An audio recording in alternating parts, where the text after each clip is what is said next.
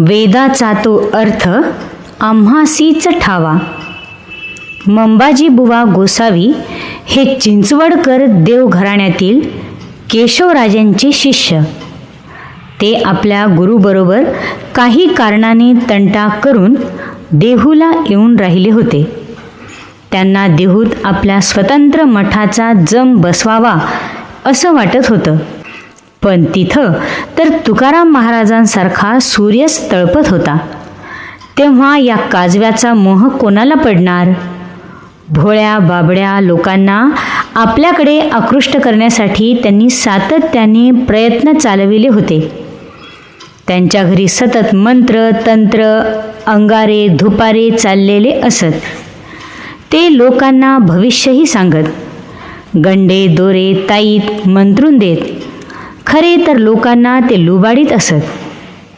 तुकोबा आपल्या कीर्तनात दांभिक भक्तांवर कोरडे ओढत, कठोरपणे टीका करीत. मंबाजीला वाटे तुकोबा आपल्याशी स्पर्धाच करत आहेत, मुद्दाम आपलीच निंदा नालस्ती करत आहेत. आपणही त्यांच्याशी जशास तसे या न्यायाने वागले पाहिजे. नाना उपद्व्याप करून ते तुकोबांना छळत. कोणत्याही निमित्तांवरून भांडण तंटा उकरून काढत. तुकोबांपुढे येणाऱ्या लोकांपुढे त्यांचा अपमान करीत. निंदा नालस्तीचे शब्द वापरीत. तुकोबा स्वतःशीच म्हणत, निंदा कोणी मारी वंदी कोणी पूजा करी, मज हेही नाही तेही नाही वेगळा दोही पासुनी. तुकोबांनी आपला शांतपणा कधी सोडला नाही, ही नम्रता कधी टाकली नाही. देवाला उद्देशून ते म्हणत, पत्रावरील सही शिक्क्यामुळे लोक तो कागद मस्तकी धरतात, साध्या कागदाला एरवी कोण पुसतो? माझेही तसेच आहे. मी तर तुझा सेवक, माझ्या बोलण्यावर तुझा शिक्का आहे ना. सेवके करावे सांगितले काम, शिक्क्याचा तो धर्म स्वामी जाणे. तुकोबांचे सांगणे मंबाजीला कधी कळलेच नाही, आवडलेही नाही. चोराला चांदणे आवडते का? घोबडाला सूर्यप्रकाश सहन होतो का? तसाच काहीसा प्रकार होता तो. तुकोबांनी परमार्थाची पाणपोई घातली होती आणि मंबाजीनं निंदा नालस्ती टवाळी यांचं बिनभांडवली दुकान उघडलं होतं. एकदा एका देशातील एक ब्राह्मण पंढरपुरास अनुष्ठानास जाऊन बसला. प्रत्यक्ष पांडुरंगाने आपल्याला उपदेश द्यावा हा त्याच्या मनी दृढ संकल्प होता. उत्तम प्रकारे त्याने अनुष्ठान पूर्ण केले तेव्हा देवाने त्याला दृष्टांत दिला, तू आळंदीला जा. देवाच्या आदेशाप्रमाणे तो आळंदीस येऊन ठाण मांडून बसला. अन्नपाणी वर्ज करून ज्ञानोबांच्या समाधीजवळ तो धरून राहिला. 12 दिवस असे गेले. त्याचा तो दृढ निश्चय पाहून ज्ञानदेव त्याजवर प्रसन्न झाले आणि त्याच्या स्वप्नी येऊन म्हणाले, तू उद्या देहूला तुकाराम बाबाकडे जा, तेच तुला योग्य ते मार्गदर्शन करतील. त्याने पंढरपुरातच तुकोबांची कीर्ती ऐकली होती. त्याने विचार केला, जाऊन पाहूया तरी तुकोबा काय सांगतात ते. पण अट एक, त्यांच्याकडे जाताच त्यांनी मी ज्ञानोबा रायांकडून आलो आहे हे ओळखलं पाहिजे. आपणहून तसं सांगितलं पाहिजे, तरच मी त्यांना मानेन, अन्यथा नाही. आळंदीपासून देहू तर नजीकच. दुसऱ्या दिवशी उठून इंद्रायणीवर स्नान उरकून आपलं नित्य जप जाप्य उरकून ज्ञानोबांना ही अट मनोमनी सांगून तो ब्राह्मण पायी चालत तुकोबांकडे आला. तुकोबा देऊळवाड्यातच बसलेले होते. ब्राह्मणाने पडशी ठेवली. कोणा वारकऱ्यानं त्यांना पाय धुण्यास पाणी दिलं. हातपाय धुवून तो तुकोबांच्या शेजारी येऊन बसला. तुकोबा डोळे मिटून बसलेले. ब्राह्मणाची चाहूल लागताच ते जागे झाले. त्यांनी आधी ब्राह्मणाला नमस्कार केला. काही क्षेम विचारलं तर ब्राह्मण अंतरी तिढा घालून बसलेला. तुकोबांच्या अंतरी एकाएकी लाट उसळली. ते अभंग म्हणू लागले. ज्ञानियांचा गुरु राजा महाराव, म्हणती ज्ञानदेवे ऐसे तुम्हा.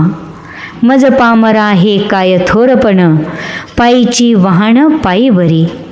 ब्रह्मादिक जेथे तुम्हा ओळगणे, इतर तुळणे काय पुरे.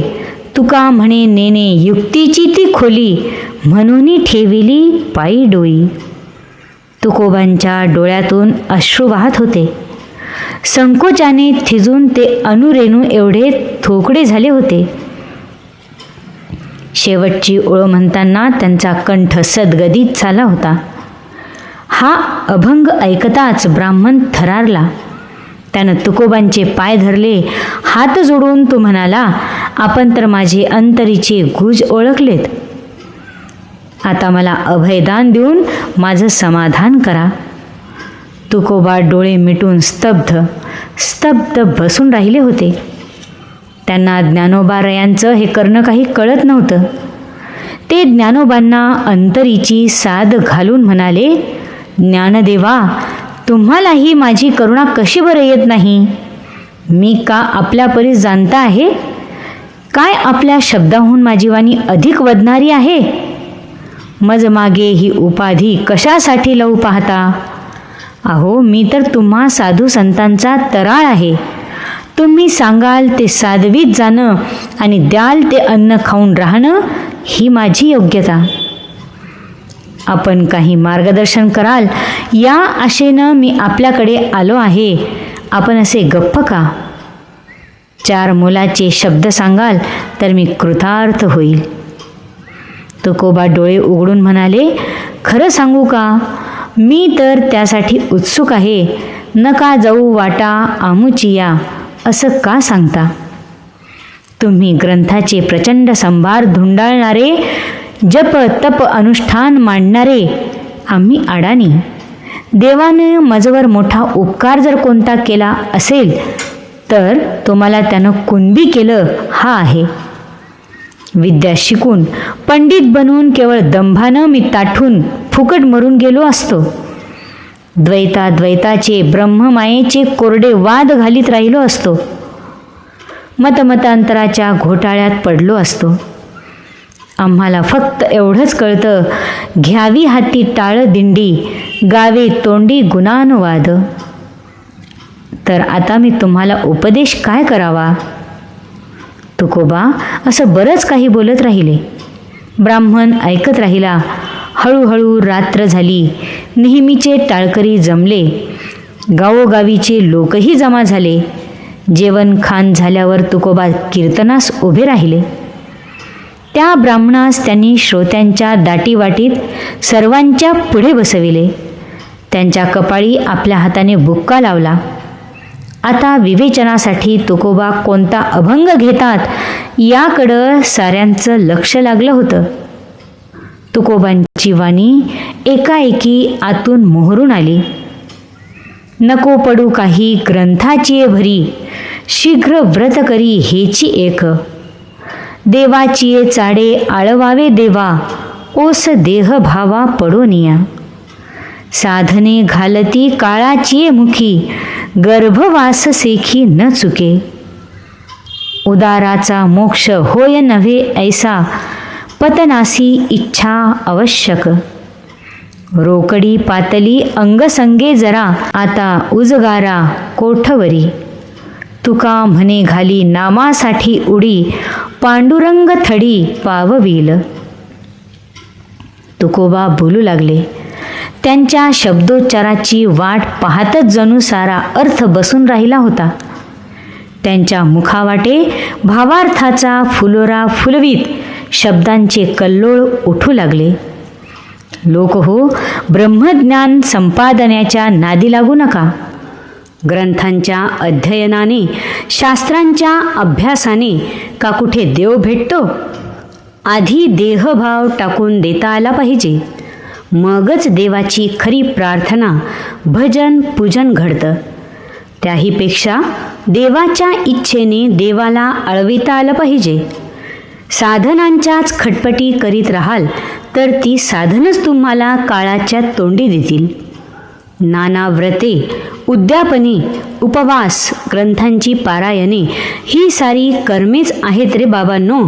फार तर सत्कर्मे म्हणा, पण या सत्कर्माची फळ शेवटी भोगावीच लागतील. त्यामुळं या जन्मी मुक्ती नाही, आता पुढील जन्मी असा सतत उधारीचा खेळ खेळत राहावं लागेल. कामनायुक्त भक्ती ही खरी भक्ती नव्हेच. हेची थोर भक्ती आवडते देवा, संकल्पावी माया संसाराची. संसाराची आसक्ती टाकणं हीच भक्तीची सुरुवात आहे. कारण या संसार प्रपंचामधील सुख आणि दुःख दोन्ही खोटीच आहेत. तुमची काय अशी कल्पना आहे का की देवाजवळ मुक्तीचं एखादं गाठोडं आहे? तुम्हावर तो प्रसन्न झाला की देव ते गाठोडं तुमच्या हाती देतो. ध्यानी घ्या, इथली बद्धता ही खोटीच आहे आणि मुक्तीही खोटीच आहे. या साऱ्या मनाच्या कल्पना आहेत. सर्व वासनांचा समूळ त्याग होऊन जाणं म्हणजेच मोक्षप्राप्ती. मोक्ष काही कुठून आकाशातून हवेतून खाली पडत नसतो. तो चित्ताचा धर्म आहे.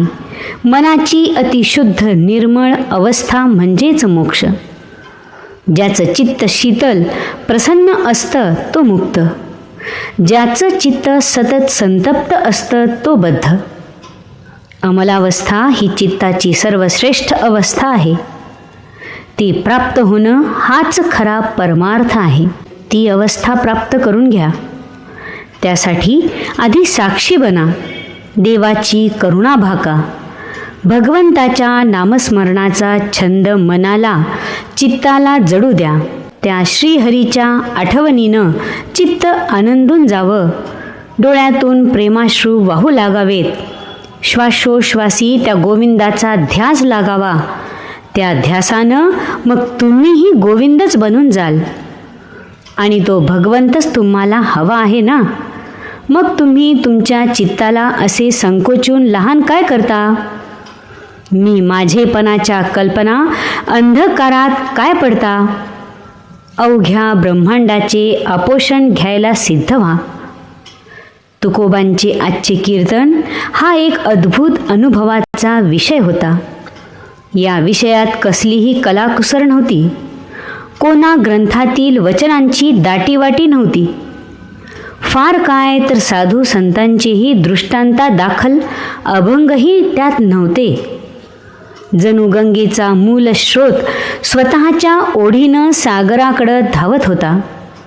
त्यांच्या आजवरच्या चिंतन मननाचं सारं आपोआप वैखरीद्वारा बाहेर प्रकटू पाहत होतं.